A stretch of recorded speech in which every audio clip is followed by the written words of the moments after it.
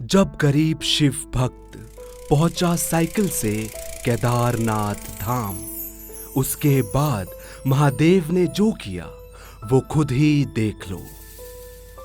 आज हम आपके लिए देश के 12 ज्योतिर्लिंगों में सर्वोच्च केदारनाथ धाम में घटी एक सच्ची घटना को लेकर आए हैं। कहते हैं केदारेश्वर ज्योतिर्लिंग के प्राचीन मंदिर का निर्माण पांडवों ने करवाया था।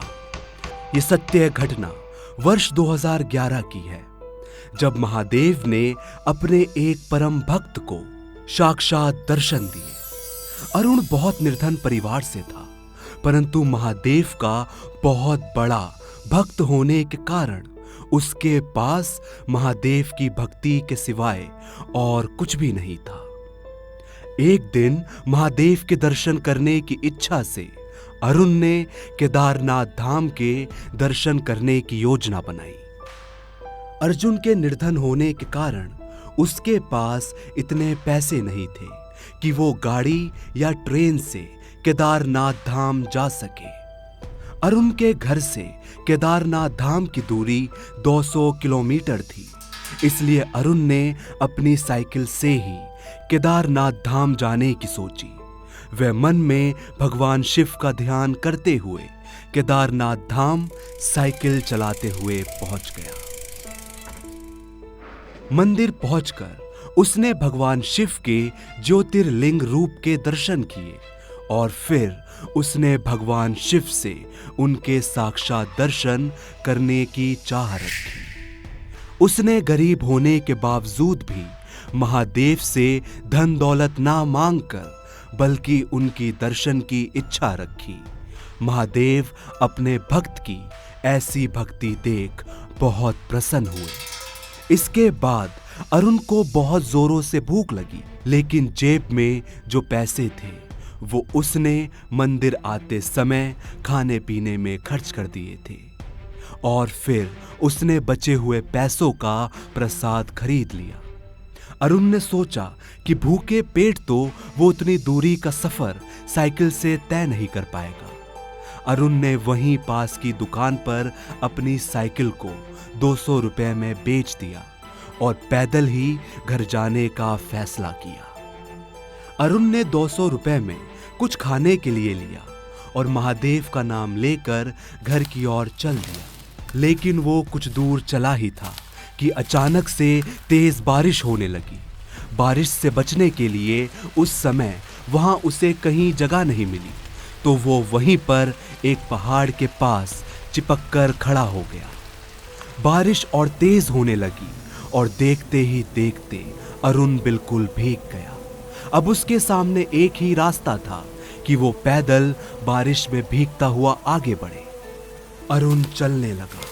कई घंटों तक चलने के बाद अचानक से उसको कुछ भूचाल सा महसूस हुआ। उसने देखा पहाड़ से एक बड़ा पत्थर खिसकने लगा है। अब वो बहुत तेजी से भागने लगा, लेकिन हर जगह पहाड़ से पत्थर और पेड़ गिर रहे थे। वो भोलेनाथ से अपनी जान बचाने की प्रार्थना करने लगा। तभी उसने ध्यान किया तो एक अघोरी बाबा भी उसके साथ भाग रहे थे और वो उससे तेज भाग रहे थे। अरुण ने अपनी चप्पल हाथ में लेकर उस अघोरी बाबा के साथ भागना शुरू किया। देखते ही देखते अघोरी बाबा प्रमुख सड़क मार्ग छोड़ नीचे की तरफ उतर गया। अरुण भी उनके साथ नीचे उतर गया। नीचे उतरने के बाद अरुण ने देखा वो अघोरी बाबा कहीं दिख नहीं रहे हैं।